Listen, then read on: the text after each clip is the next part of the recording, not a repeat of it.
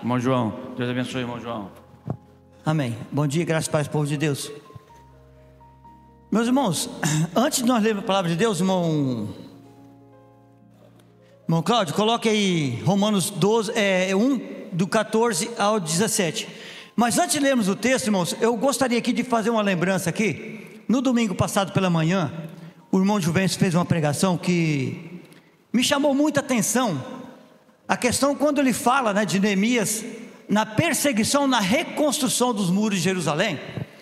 Eu voltei atrás, 1988, 1989, que aqui o irmão Gedeil vai lembrar, o irmão Genilson vai lembrar, a irmã Luci vai lembrar, o início da igreja de Nova Estrela, né? É claro que nós não éramos perseguidos, mas o que eu quis me relembrar, irmãos? A alegria de todos os irmãos quando falarmos em construir o templo. É algo, irmãos, que me fez voltar às lembranças. É gratificante lembrar disso, né? Quando a gente olha para a mensagem de Neemias, mas você retraz para você. E a gratidão a Deus, irmãos, eu não sei se aí, irmãos, eu fiquei e fui para casa pensando, passei a semana pensando o seguinte: será que se fosse hoje, tá certo que naquela época eu tinha 19, 20 anos, né? A força era outra, né, irmão Jadeio? A força era outra. Será que nós teríamos o mesmo ânimo, irmão Genilson? Qual seria a nossa atitude, né, irmã Luci? Irmãos, a alegria, o desejo de ver todos participando na construção do templo, e mais ainda, quando a igreja foi organizada. Nós queríamos uma casa pastoral, e pela graça de Deus, né? Tinha um senhor que ele mexia com madeireira, e ele falou assim: eu vou conseguir a madeira para vocês.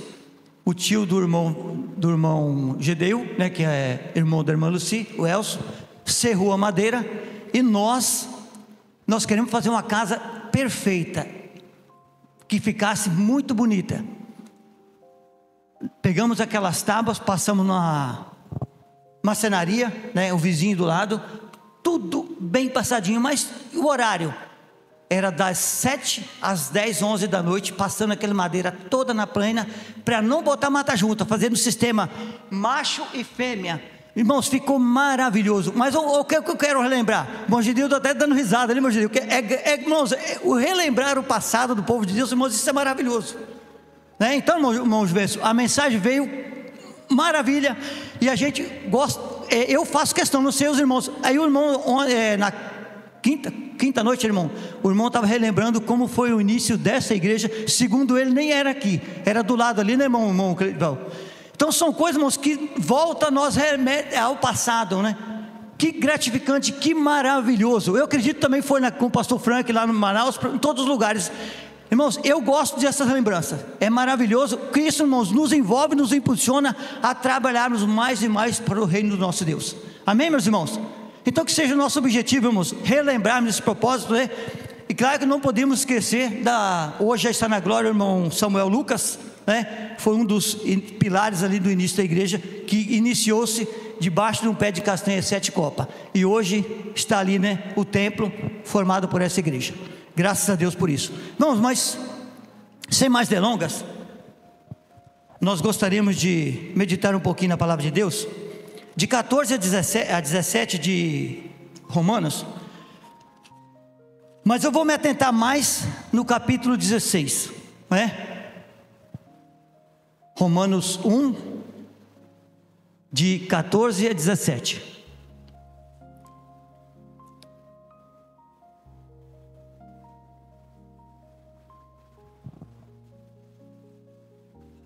O verso 16, nós vamos ler todos juntos, tá, irmãos? O verso 16. Paulo dizendo a Roma, a igreja de Roma: eu sou o devedor, tanto a gregos como a bárbaros, tanto a sábios como a ignorantes. De modo que quanto está em mim, estou pronto para anunciar o evangelho também a vós que estáis em Roma. Juntos agora. Porque não me envergonho do evangelho, pois é o poder de Deus para a salvação de todo aquele que crê, primeiro dos judeus e também do grego. 17.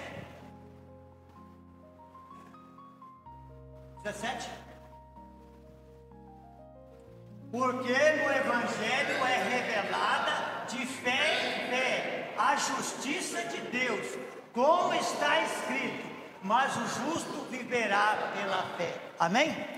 Pai, nós te agradecemos essa manhã pelos hinos cantados, pela presença dos teus servos, cada um de nós aqui nessa manhã. Somos gratos, Deus, pelo teu amor, pela tua graça, pela tua misericórdia. Te agradecemos, Deus, por cada instante. Usa-nos, Deus, a cada momento, e prepara os nossos corações, Deus, para a tua palavra.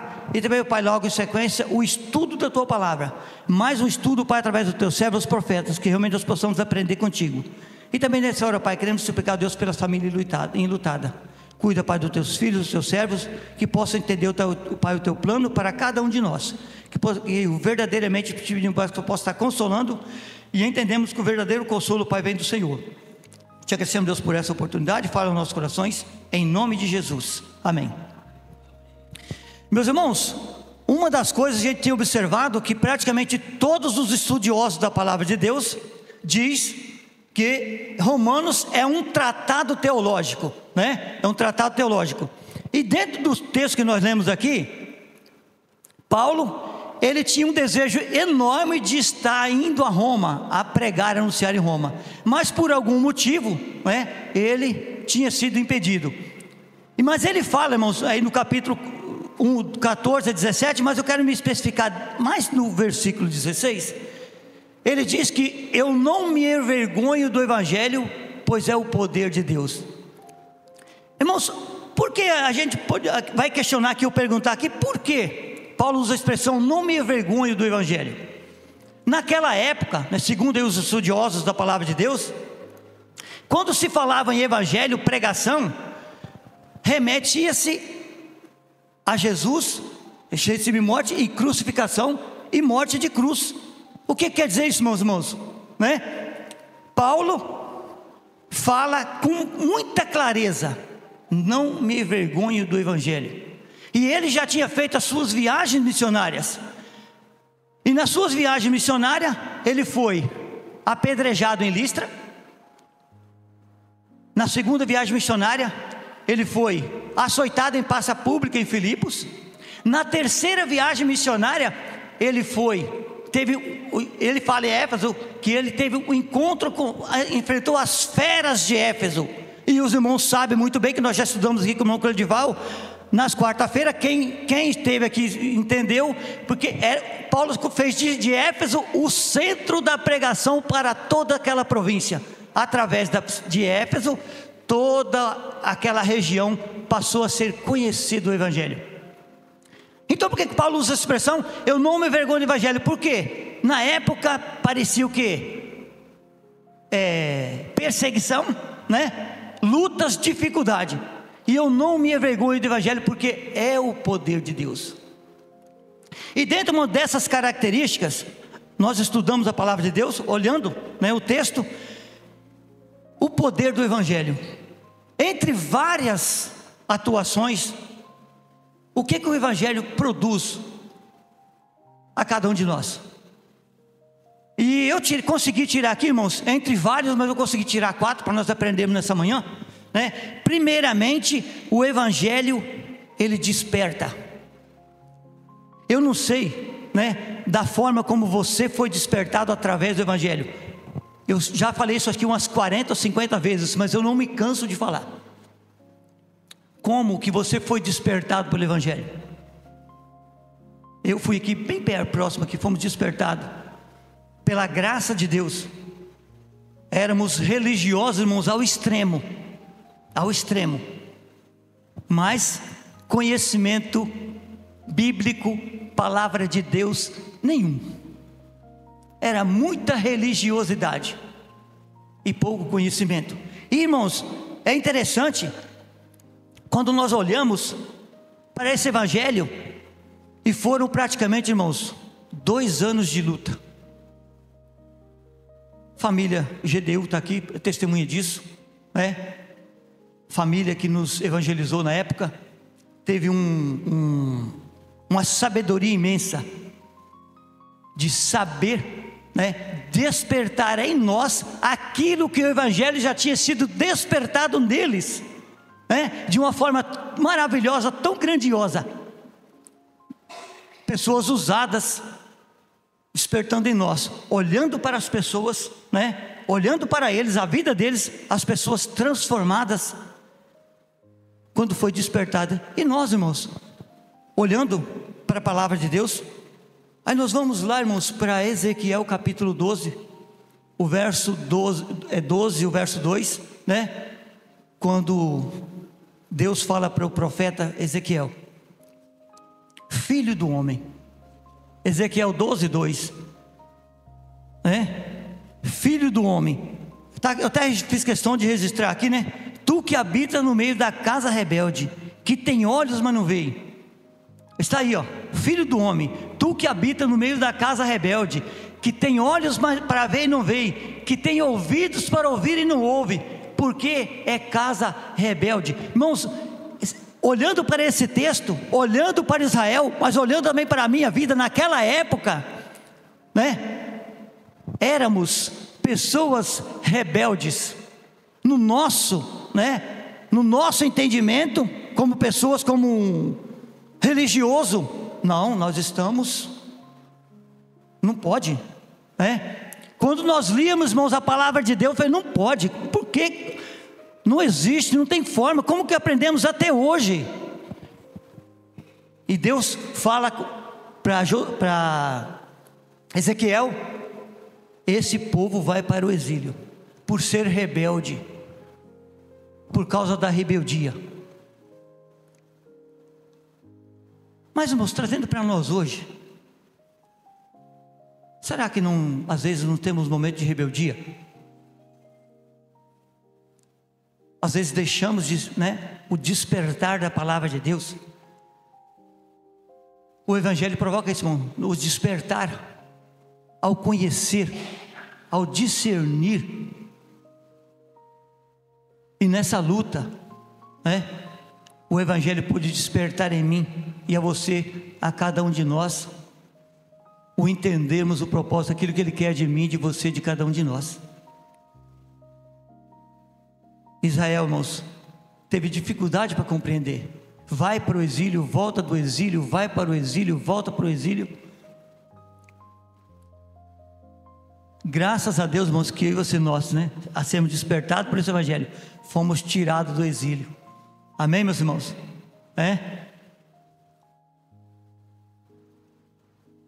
Segundo, meus irmãos, o Evangelho ele ilumina. O Evangelho ilumina. E olha, meus irmãos, na leitura da palavra de Deus, na leitura constante, né, naquela época, leitura, geralmente à noite, né? Geralmente à noite, a pessoa que nos evangelizou sofreu muito conosco, né? Pelo desejo de conhecer, de aprender e de conhecer, o Evangelho vem iluminando. Aí, irmãos, nós líamos lá, eu esqueci de notar aqui, irmãos, acredito que é Isaías, quando diz o seguinte: e o povo que andava em trevas viu uma grande luz. Irmãos, com toda sinceridade, vocês me desculpem falar de mim, tá? Quando eu li esse texto pela primeira vez, na casa do irmão Vandernick, que hoje já está na glória, eu falei para ele assim: escuta, o que esse cidadão aqui, eu uso a expressão, o que esse cidadão está falando aqui? De quê? De quem? Irmãos, naquela simples conhecimento que ele tinha, Deus está falando aqui para o profeta, que o povo de Israel está andando em trevas, mas não deixa de falar para você também. Aí ele usou a expressão: eu também andei muito nas trevas, mas hoje, né, alcançado pelo ser despertar desse Evangelho, hoje nós estamos andando na luz. Irmãos, é como se diz lá, o apóstolo Paulo, né, quando ele tem um encontro com Ananias: cai-se como escamas dos seus olhos. Obrigado, meu irmão. O povo que andava em trevas viu uma grande luz, e sobre os que habitavam a terra de profunda escuridão resplandeceu a luz. É claro, irmãos, que naquela época, falando da palavra de Deus, profecias remete-se ao Evangelho, e o Evangelho remete-se a Jesus, né? Então está aí. O Evangelho ilumina. Aí você, irmãos, você vai para o Evangelho de João, logo no início, quando João Batista, de 6 a 9, se o irmão puder colocar lá, de 6 a 9, é claro que vai falar de Jesus, mas também é as boas novas do Evangelho. Quando João Batista, ele é anunciado o precursor de Jesus, e ele fala, não era ele próprio a luz. Evangelho de João 6, João 1, de 6 a 9. O Evangelho, irmãos, ele não era ele a luz. João falando, não era ele, João Batista a luz, mas ele anunciaria quem seria a luz.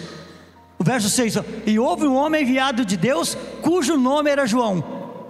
Este veio como testemunha, a fim de dar testemunho da luz, para que todos crescem por meio dele. Ele não era a luz, ou seja, João Batista, mas veio para dar testemunho da luz, pois a verdadeira luz que ilumina todo homem estava chegando ao mundo. Amém, irmãos? A verdadeira luz estava chegando, a mensagem. Irmãos, o João Batista do passado, os evangelistas do passado, é eu e você que darmos continuidade a essa mensagem. Esse evangelho que ilumina, né, que desperta, que ilumina. É isso. Eu acredito, irmãos, que a mesmo conhecimento, a transformação que eu tive, o conhecimento que você também teve. Eu não sei da forma como foi com você, eu sei falar como foi comigo. E esse despertar desse evangelho, irmãos, dessa graça maravilhosa, é isso que o evangelho provoca. E que muitos, irmãos, infelizmente, né, não têm dado o devido valor ao anunciar essa palavra, a viver, irmão, o propósito como os filhos do nosso Deus. E aí está. E o salmista, nós estamos estudando em todas as sextas-feiras, já estamos, Salmo 119, o verso 105, não sei se chegou lá ainda, né, meu irmão? Deve estar quase chegando lá, né? Salmo 119, versículo 105, quando o salmista diz: lâmpada para os meus pés é a tua palavra e luz para o meu caminho. Irmãos, é grandioso, né? Nós podemos desejarmos sermos os anunciadores da palavra de Deus, sermos iluminados por essa palavra, por esse evangelho, por essa graça grandiosa. Mas em terceiro lugar, meus irmãos, o evangelho, ele transforma. O evangelho transforma. E nós, irmãos, ao ouvirmos a palavra de Deus, eu gostaria de falar, irmãos, de um irmão presente aqui hoje. Ele está presente conosco aqui hoje, lá de Nova Brasilândia. Quando as pessoas, e conversei com vários colegas de trabalho, falei assim: olha, João, eu vou falar um negócio para você. Para esse cidadão ser transformado como foi transformado, somente o evangelho. Não tem outra alternativa. E pessoas que o conheciam profundamente. E quantos, irmãos, pessoas que você olha, né? Um ser humano que você às vezes não dá valor nenhum. Quando ele é transformado, você observa. Somente Deus. Somente Deus. E sexta-feira nós fomos a Pimenta Bueno buscar umas peças para os veículos aqui. E na estrada a gente conversando sobre o evangelho, uma coisa e outra. Pessoas, né, de má índole, de boa índole. Um cidadão falou para mim assim, o meu colega de serviço falou assim: João, vou falar um negócio para você. Eu sei que você é evangélico, a gente observa.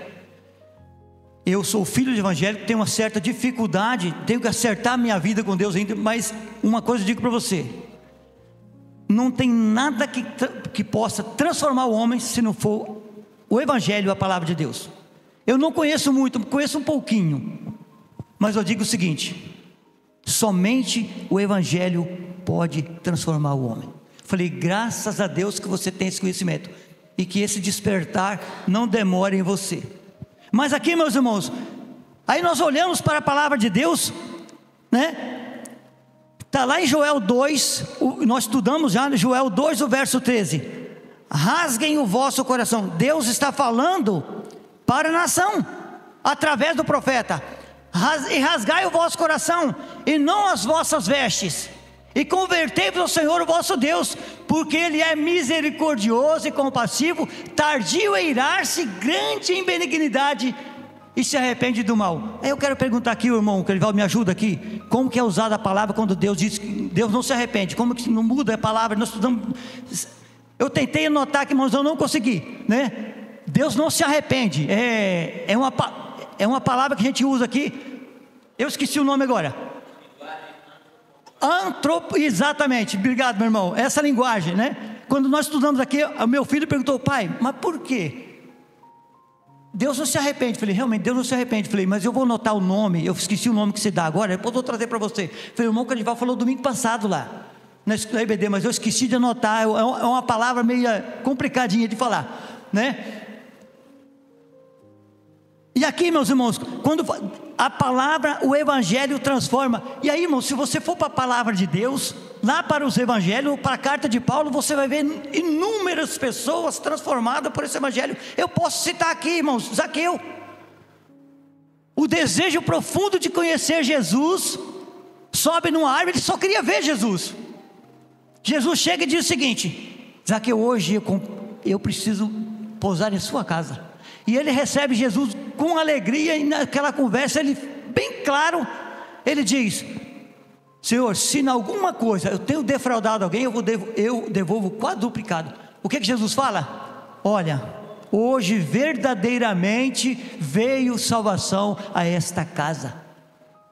Amém? É só o evangelho para transformar, meus irmãos. Aí você vai lá para Atos dos Apóstolos,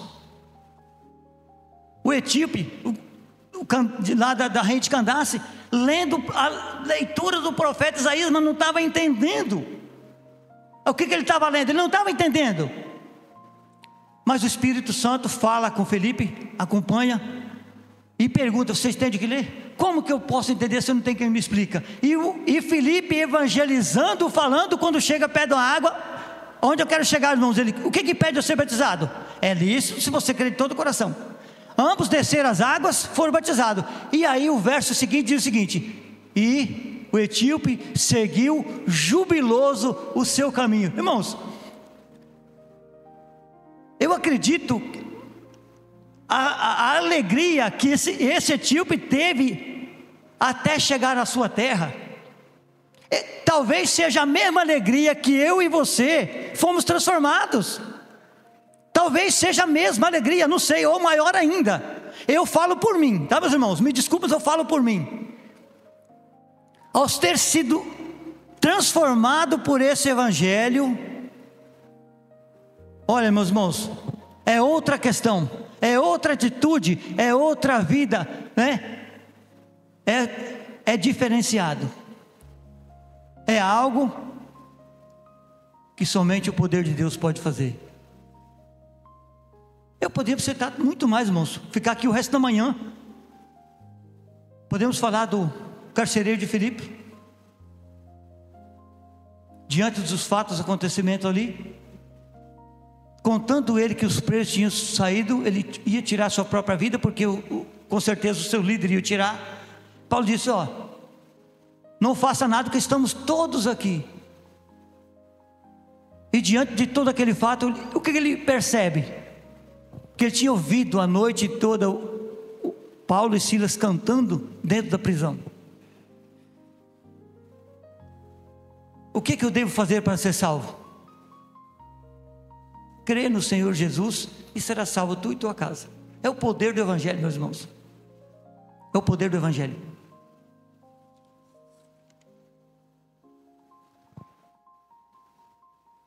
E é algo, meus irmãos, que eu e você, nós precisamos entender. Nessa transformação, demonstrar, né, em atitudes, ações e palavras, que nós somos transformados. Da forma, meus irmãos, quando nós quando tínhamos as nossas vidas de rebeldia, quando fomos transformados, irmãos, as pessoas estão nos vendo, estão nos observando. Tenha certeza disso. Vai observar em você um diferencial. Eu acho que já falei para vocês aqui, já há tempos atrás, logo nisso cheguei aqui, da mensagem de um jovem companheiro de caça, gostava naquela época, né? Gostava de caçar muitos anos atrás. Acredito que essa história, segundo o irmão, aconteceu lá para o ano de 70 para 80 por aí. Ele tinha o desejo enorme de evangelizar o seu colega de serviço, o seu colega de caça. Mas ele, quando fala assim, eu gostaria de te dar uma Bíblia, você aceita? Ele falou, não, eu estou lendo um livro. A hora que eu terminar de ler o livro, eu vou aceitar, mas por enquanto não. E naquele período, passa-se um mês, passa dois, e ele volta, e aí, já acabou de ler o livro? Não acabei ainda não. Mas fique tranquilo que assim que acabar eu vou aceitar a sua Bíblia. Irmãos, passados uns 4, 5 meses, aquele cidadão aparece na igreja. Ele, todo eufórico, sim, eu quero dizer para você que eu terminei de ler eu li o livro. O livro que eu estava lendo era a sua vida. Como você realmente fala, vive aquilo que você fala, eu também quero fazer parte, você pode me trazer a Bíblia. E começou a caminhar junto com aquele cidadão. Amém, meus irmãos? É isso que o Evangelho faz, irmãos. Ele transforma você e leva você a transformar outras pessoas. É claro, né? Através do seu testemunho. Quem faz isso não é você, né? É o poder de Deus. É essa graça maravilhosa. E por último, meus irmãos, o Evangelho liberta. Graças a Deus que o Evangelho liberta. E aí o versículo clássico, João 8, 32, né? João 8, 32.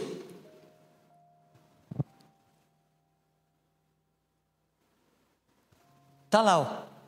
E conhecereis a verdade, e a verdade vos libertará. Amém, meus irmãos? Irmãos, a graça de Deus é maravilhosa. O Evangelho desperta em nós coisas grandiosas, mas eu as considero as principais essas, né? Quando eu e você conhecemos a palavra de Deus, somos despertados por essa graça, né? Quando permitimos que, como conhecemos, nós entendemos, a verdadeira liberdade é essa, né? Eu também tenho alguns que às vezes gostam de tirar um sarrinho do seguinte: rapaz, essa vida de vocês não serve para mim não. É uma vida de escravo. É de casa para igreja, de igreja para casa. Eu sem muito comentário, digo o seguinte: rapaz, eu já tenho uma outra visão. Você, não gostaria de ter falado, mas falei. Você é escravo do seu vício, é ou não é? Às vezes passa a noite inteira, chega às vezes até atrasado no serviço. Você acha que isso é liberdade? Você acha que isso é liberdade? Você ser escravo de um vício de alguma coisa? Pensa bem, reflete. Jesus disse bem claro: e conhecereis a verdade, e a verdade vos libertará. Pense nisso. Não sou eu que vou transformar, é a palavra de Deus, é o Evangelho. Inclusive tem um colega de serviço que disse que vai vir aqui hoje à noite. Ele falou: João, hoje à noite eu vou fazer a visita à sua igreja. Eu falei: Deus abençoe, né? Que seja esse o propósito. É de nós, irmãos. Então, irmãos, que eu e você, nós, como servos do Senhor, fomos alcançados pela graça de Deus, né? Fomos despertados, fomos iluminados, fomos transformados. Que demos continuidade a esse propósito, irmãos, tá? De entender e darmos continuidade à mensagem do nosso Deus. Amém, meus irmãos?